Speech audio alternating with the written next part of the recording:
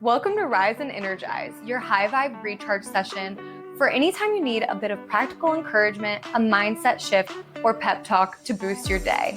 I'm your host, Morgan, and I love sharing stories, tips, and tricks that help us find the spark we need to move forward with purpose. Whether you're working on your career, your health, or your relationships, this show helps you stop overthinking and start stepping into the version of yourself you know you're capable of being. Let's get into it. Hello. Welcome to another episode of the podcast. I'm so glad you're here. I recently was thinking about this topic and just thinking about, when I come on this podcast, I like to talk as though we're friends and just kind of pouring over things we've been processing lately and these ideas that have come in our brain. That's like a weird way to say it, but I recently was thinking about this after spending some time with someone who had asked, I know you're so busy, but if we could spend some time talking about this or hanging out or just spend some time together, I would love that. That would be so amazing. I know you and Jared are so busy. And this person said this so many times. And I know that I have felt in the past like, gosh, I'm so busy. But in the last year or two, I've been really intentional about trying not to busy up my calendar or my schedule, especially on the weekends, so that whenever the weekend approaches, I can go into it a little bit more with like the feeling that I'm having that weekend. So whether that's the feeling of being like, I really want to be at home and be productive and get a bunch of chores done, or I really want to be able to be home in case I want to try a new sourdough recipe, or you know what, I'm feeling really social this weekend. I'm going to reach out and see if anybody's available to hang out, or I'm feeling like I really want to connect with Jared and maybe we want to go on a date. So just trying to leave my weekends a little bit more free and open. And when this person was like, you know what, you're just always so busy. You're always so busy. I was thinking to myself, I don't really feel like that's true, but it has been true in the past. And it made me think about what things do we put on other people, and they could be true or they could not be. But when we are talking about someone else, like we're saying, oh my God, you're just always so busy, I think a lot of the time that can point right back to us and what we are believing about ourselves and also what we're believing about them. And so I feel like some of these projections that we have, this is what I want to talk about in today's episode, is like what we're projecting not only onto other people, but also onto ourselves. Because also when I was talking to this person, I was thinking about how in the past I have said, we're just so busy, we're going to have to find a time in like a month and a half to hang out with you, or, it's going to be a while before I can put you on my calendar. And so just being very real with myself and with you on here, that we go through phases and not every single phase or season is going to be exactly the same. But what we are saying about ourselves and what we are saying about other people are things that we should be paying attention to, and projections that I think can build and shape our lives and create stories in our lives that we then act upon. So that's kind of the context behind this episode.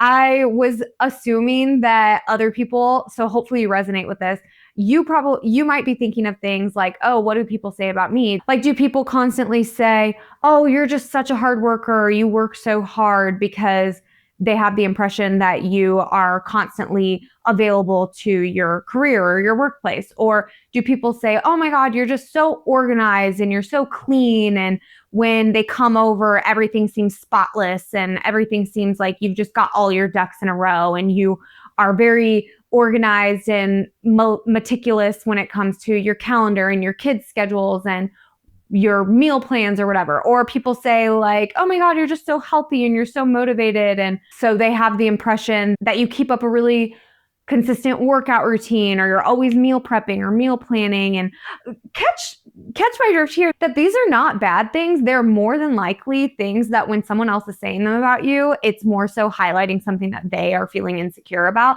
But it also can give us a little flag, like give us a little, hey, this is something that other people believe to be true about you. Do you also believe this to be true about you? And does that align with what you want to be true about you, right? Like, do I want this person in my life to think that I have no time for people and hey, if you want to have a deep conversation with me, pencil yourself in for 3 months from now, whenever I'm actually available to have a conversation with you. That's not how I want people to think about me. So whenever I started thinking about this, I was like, it's not just, God, I'm so busy. Or even I'm so disorganized, or I'm always running behind, or things like that we say about ourselves. Because I've talked a lot about this on the episode, that the things that we say about ourselves, our brain just kind of confirms those beliefs throughout the day and throughout our lives. And so then it turns into this cycle to where we act on the beliefs that we already think are true about ourselves. And then in those actions, we're confirming that with that confirmation bias, that is in fact who we are and how we are. And it just goes through that cycle. And so I've talked a lot about that and the words that we say over ourselves, but I also think that we can pay attention to the words that we say about others, or that others say about us, and figure out, okay, what are these patterns, and are they patterns that I necessarily want to have about myself? So first, I want you to think about, what are those phrases? So when we say these phrases, we're not only projecting how we feel about ourselves and our identities of ourselves onto other people, but we're also branding ourselves with possibly like undesirable identities that we don't want to have. So for instance, whenever someone says, oh my God, you're just so busy, maybe they actually feel lonely. Maybe they're thinking, I don't have a lot of plans because I don't have a big social circle, or I'm not busy because people aren't seeking me out and I'm not very connected right now. Or maybe when people say, oh yeah, you're just so healthy, that's probably pointing to an insecurity in them of, they don't feel like they have a good health routine down. They feel very stressed and they feel like they don't feel in line with their body. They're not sleeping well, something like that. Or when someone says, oh my God, you're just so organized, that's probably pointing to something internally of them feeling overwhelmed and them feeling kind of chaotic and like their nervous system is a mess. Or when they say, you're just so on top of it when it comes to work, you're such a hard worker, then maybe they're actually feeling insignificant in the role that they're playing by not having a job, or not having a job that they feel significant in. And when we do this with others, so when we say things about others, when we start to put labels on them, it creates a distance within us. So even if you don't realize it's happening, the projections that we put onto others, it definitely keeps us from actually seeing the person that they are once we start to do this over and over and over with them, because it creates comparison. So it's like, oh, you're this way, I'm not that way. And that's why I can see it so clearly in you. So really no need to compare, but it creates a comparison. And then the other thing that it does is it boxes them in. It gives them no nuance. And you kind of find yourself not being curious about those parts of their lives because you just assume that you already know the answer. And that, again, can be a disruption to the connection that we have with other people. So when we're projecting on other people, it affects our connection with them. And then when we're projecting by saying these phrases, we're also projecting undesired identities onto ourselves. So like with the busy example, this is just the one that comes to mind for me because it's the one that spurred this thought about talking about this on the podcast. But the I'm so busy example, when people are like, oh God, you're so busy, and maybe they're saying that, or I'm saying it to other people, it does turn into that cycle because you're like, what you repeat becomes your reality. And so when I say, oh gosh, I'm so busy, that should be a flag for me to go, is this something that I want to be? Do I want to be known as the person that's really busy, always has plans, social calendar is full? Do I care about that? Do I care about other people thinking that I'm busy? And genuinely, no, I don't. I want my sisters or the people that are closest in my life, I want those people to feel like they can reach out last minute and ask me to go check on their dog, or ask me, not that I'm just sitting around my house waiting for someone to ask me to check on their dog, but in the example of me being accessible and available more often than not, and that I'm available to those people that I care about. And so if I flag that to myself whenever other people say, God, you're so busy, or I say it about myself, like, I'm just really busy right now, then that should be a flag to myself that what can I change? Because if I do feel genuinely so busy, maybe I just need to look at my calendar and not add anything for a while. Like maybe I need to just chill out and not do that. And that is what I did about a year and a half ago. At the beginning of 2025, I decided I am not going to make far out plans That made me think like far out, dude, groovy. But what I meant was far out in time plans.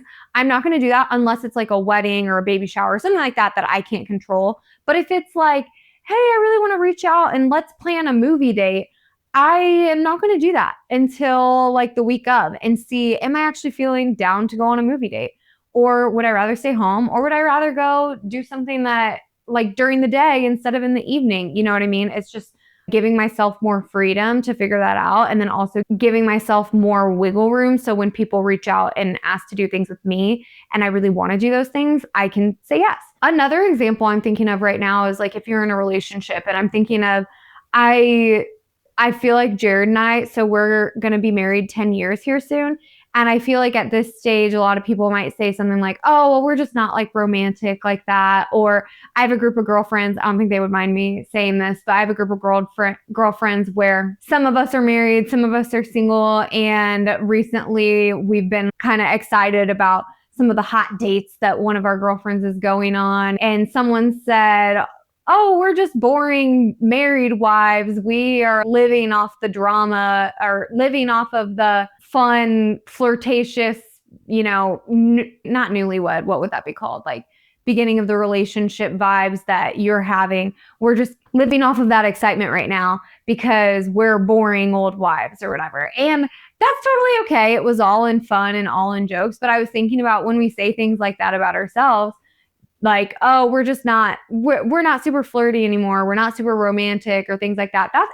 Is that how you want to be? It's okay if you decide, yeah, actually, I love the idea of being a boring wife. I grew up in a really chaotic environment. Being boring and married and as a grown up was my ideal situation. Leaving my childhood home or something like that was goals. So if that is true for you, that's great.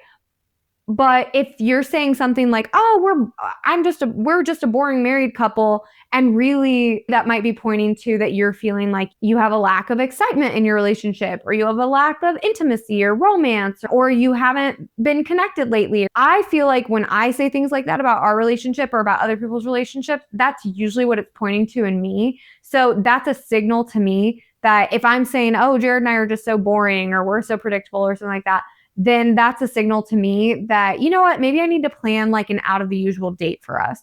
Or maybe I need to amp up the romance or the intimacy or something, like take a little bit of charge on what is happening in our relationship, because otherwise I'm unknowingly and unintentionally branding our relationship or ourselves with an identity that I don't necessarily want. And the way that that is masked is in the way that I speak about other people's relationships whenever I'm talking to them. I hope that's making sense. Mostly I'm just saying that when we speak about other people's lives or they speak about ours, a lot of the time it has more to do with what that person actually believes about themselves. And it's masked or like hidden in the projection that they're putting on the other people or that I'm putting on other people. So to wrap up, I want to give you a couple action steps because I always like talking about these kinds of subjects, but then I don't want you to end the episode and be like, okay, well, what was the point of that? Are we going to work on it? Are we going to fix it?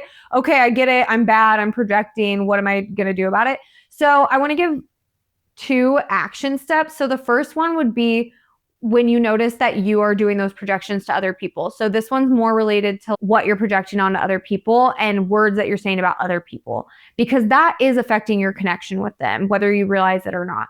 So when you're saying you're so disciplined, or you're so busy, or you're so organized, or you're just such a great mom and I could never be that way, or those types of phrases, when you're saying those phrases about other people, I would encourage you to catch yourself when you're saying those, like audit yourself when you're saying those, and then figure out what about yourself and your identity is making you say that about them. Is this signaling something that you feel is lacking in yourself? And then the second thing that I would say is to replace that identity or that statement with a question. So get really curious instead, because nobody wants to be like boxed into one place. So if you're saying, oh, you're so disciplined, or you're so healthy, it's amazing that you have such a good healthy routine. Instead of saying, gosh, yeah, you're just so much more healthy than me, or you're just so disciplined, ask them a question. Ask, wow, I am always amazed at how disciplined you are with your healthy habits. How did you form that habit? Or if someone's really, really organized at work, or someone's really, really involved in their company, and you're like, damn, you are a boss babe. Is that something that really lights you up? Or how did you find a work setting that you're so passionate about? And because then instead of diminishing the connection that you have with them by boxing them into one thing, you're learning more about them, and they are having the opportunity to talk to you about that thing, and it becomes less about you and the thing that you're unintentionally projecting onto them. It becomes more about them. And then the second action step has to do with when you're projecting an undesired identity onto yourself. And so my quick action step with the relationship with self part of this and what you're projecting on yourself is swap the identity statement with a season statement. Because like I said, there have definitely been times in the past where I was really, really busy. But in the time, instead of saying I'm so busy, just saying this is a full season, or I'm learning to manage my time better, or something of that sort. Or instead of saying, yeah, I just have a really boring relationship, saying we're in a season where we're just really comfortable with one another, or we're learning how to bring passion and excitement into a 10-year marriage or a 15-year relationship. So not necessarily using those definitive statements. I hope this is helpful. Hopefully I'm not the only one that notices when people say things like this or when I say them about myself. If there are things that you're thinking of that are like, oh yeah, this is something that people repeatedly say about me that I don't love, or that I know is true about myself or my season right now, but I don't necessarily want it to be, let that be your flag. Or if you're saying things about other people, like you could use the opposite example of the busy thing, like, oh my God, you're just so free. Maybe that's a flag, a signal to you that you need to clear up your schedule a bit, and you're a little bit resentful of the fact that you are booked morning to night, 7 days a week, and you're tired and you just need some time to yourself to go home and like bake a sourdough. No, I'm just kidding. But all this to say, I hope that this is really helpful for you. And if it is, I hope you share it with someone that could benefit from it. And I love you. Thank you. Thank you so much for listening. If you love this episode, it would mean so much to me if you would share it with a friend that could benefit from it, like right now, or on social media and tag me so I can say thank you. Until next time, talk to you soon.